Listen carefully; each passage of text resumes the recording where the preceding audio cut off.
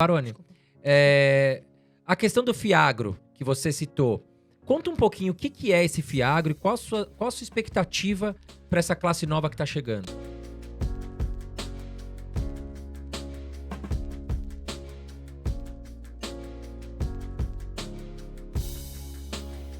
O que eu quero dizer para todo mundo, o Fiagro ele tá nascendo de trás para frente, né? Ele tá nascendo com viés mais de crédito do que... Vamos comparar com o fundo imobiliário. Ele tá nascendo... o fundo imobiliário ele nasce no tijolo. E depois que vem os fundos de crédito. O Fiagro está nascendo ao contrário, está nascendo mais no crédito e menos na terra propriamente dita.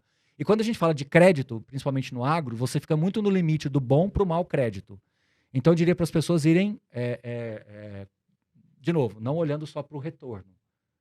Tá? Porque eu acho que muitos gestores eles vão ter que, com o tempo, muito recente ainda, mostrar de fato o seu DNA, que tipo de crédito que você gosta de tomar.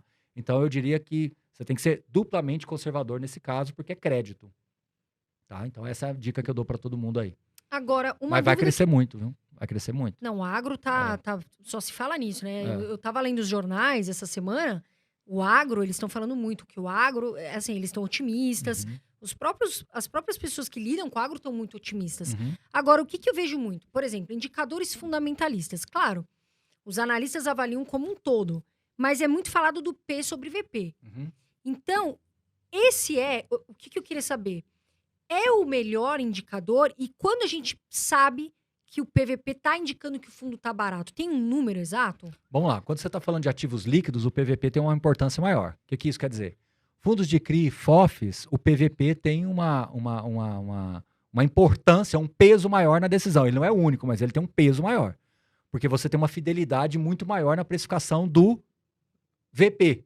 Né? Você tem o P na tela e o VP é mais fidedigno. Quando você está falando de tijolo, cuidado, cautela.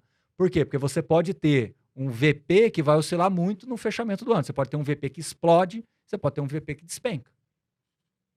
Quanto vai valer o seu apartamento daqui a um mês, daqui a um ano, quando vai ter a próxima reavaliação patrimonial? Dependendo, perto da sua casa está construindo um shopping center, você vai ficar super bem valorizada, ou ao contrário, estão passando um viaduto na janela do seu prédio lá. Estou dando um exemplo bem agressivo aqui, para mostrar que pode desvalorizar muito. Então, cautela para olhar o VP. Eu acho que, de novo, indicador indica, mas não deve ser usado como ponto de decisão. Escola de ações, os múltiplos, análise de múltiplos, elas já dizem muita coisa. Em fundo imobiliário não é bem assim. Um bom papo, uma boa conversa profunda com o gestor, para mim, diz muito mais do que qualquer tipo de indicador. Muito mais. Muito mais. Né? Porque muita gente pergunta para mim, mas o PVP está em 1,07, 1,08, então fica claro aqui que não é. Para o professor não é isso, que tem que se avaliar todo um contexto, né? O administrador. Investir né? em fundo imobiliário não é matricial, é transversal. Porque se fosse matricial, esse, então esse é o melhor, eu vou comprar aquilo. Não é matricial. Lembra daquela historinha que eu falei? Da quantidade de ativos, você vai tabulando isso tudo. Aí o que eu falei que é a grande pontual? Conversa com o gestor, você começa a entender a cabeça, o perfil da gestora, o perfil de investimento, o tipo de coisa que ele gosta de fazer. E aí você vai aprofundando. Então, é uma decisão muito mais profunda. O indicador é para te chamar a atenção. Esse carro faz 11 km por litro. Opa! Me chamou a atenção. Vamos derivar mais. Entendeu? Esse carro... Vai estudando, aprofundando cada vez mais. Aí você vai aprofundando. Então, o indicador, ele dá esse ponto de partida. Entendeu? Foi a nossa história. Tem gente que olha o yield, que é outro indicador. Sim. Tem gente que olha só o PVP. O cara olha lá, tá 0,80. Pô, tá bom. super barato. Bom. Mas é um bom fundo, tem bons ativos, são bem localizados. A vacância é interessante. Agora eu vou colocar uma coisa na minhoca na cabeça das pessoas. Tem fundo, por exemplo, que historicamente ele negocia com ágio.